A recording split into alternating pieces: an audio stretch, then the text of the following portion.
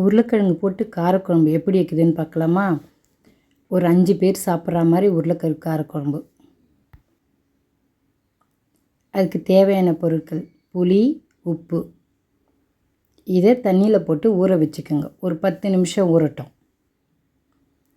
இவங்க மாதிரி நல்லா ஊறட்டும். 10 நிமிஷம் ஆயிடுச்சு. இதை புளி எடுத்து நல்லா இதை மாதிரி கையை வச்சு கரைக்கணும். அது நல்லா ஊறி இருக்குது பாருங்கள். அது இதை மாதிரி கரைச்சோன்னா நல்லா வந்துடும்.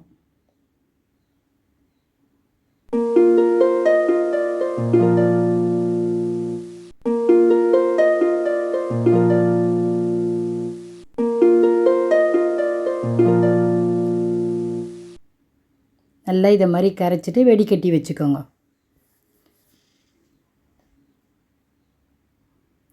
ஒரு தக்காளி, மிளகாய்த்தூள் சேர்த்துட்டு மிளகாய்த்தூளையும் சேர்த்துட்டு நல்லா கரைச்சிருங்க கையை வச்சு. இது மாதிரி நல்லா கரைச்சிட்டிங்களா?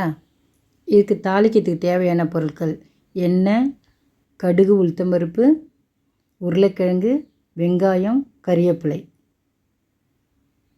உருளைக்கிழங்கு இதை மாதிரி அரிஞ்சு தண்ணியில் போட்டு அலசி வச்சுக்கோங்க.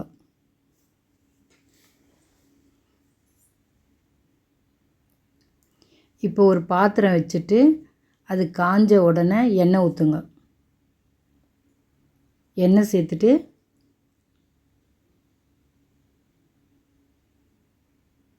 இப்போ கடுகு, உளுத்தம்பருப்பு எண்ணெய் காஞ்சிச்சு, அதில் போட்டுருங்க. கடுகு பொரிஞ்ச உடனே கறிவேப்பிலை சேர்த்துருங்க. இப்போ வெங்காயம் அதையும் சேர்த்துருங்க.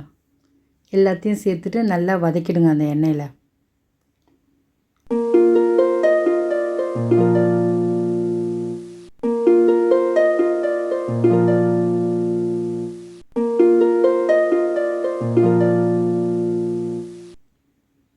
இப்போ வெங்காயம் வதங்கிடுச்சு. இப்போ நம்ம கரைச்சி வச்சுக்கிற அந்த புளி தண்ணி எடுத்து அதில் சேர்த்துருங்க.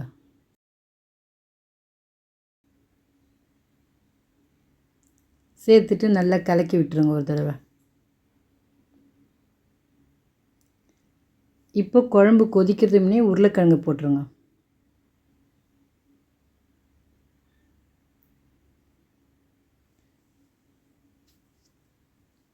இப்போ ஒரு தட்டு போட்டு மூடிட்டு இப்போ பாருங்கள், உருளைக்கிழங்கு வெந்துருச்சு, குழம்பும் கொதிச்சிருச்சு. அவ்வளோதான், உருளைக்கிழங்கு குழம்பு ரெடி. சாப்பிட்டு பார்த்துட்டு எப்படி இருக்குதுன்னு சொல்லுங்கள். இதே மாதிரி உருளைக்கிழங்கு காரக்குழம்பு வச்சு பாருங்கள், எப்படி இருக்குதுன்னு சொல்லுங்கள். இந்த குழம்பு கெட்டு போகாது, நாளைக்கு கூட வச்சு சாப்பிட்லாம். ஆனால் தண்ணியாக இறக்கிடாதீங்க. இது மாதிரி திக்காக இறக்குனா தான் நாளைக்கு வச்சு சாப்பிட முடியும். தண்ணியாக இறக்குனா கெட்டு போயிடும் குழம்பு. குழம்பு ரெடி ஆயிடுச்சு. சாப்பிட்டு பார்த்துட்டு எப்படி இருக்குதுன்னு சொல்லுங்கள். நீங்களும் இதை மாதிரி உருளைக்கிழங்கு குழம்பு வச்சு பாருங்கள்.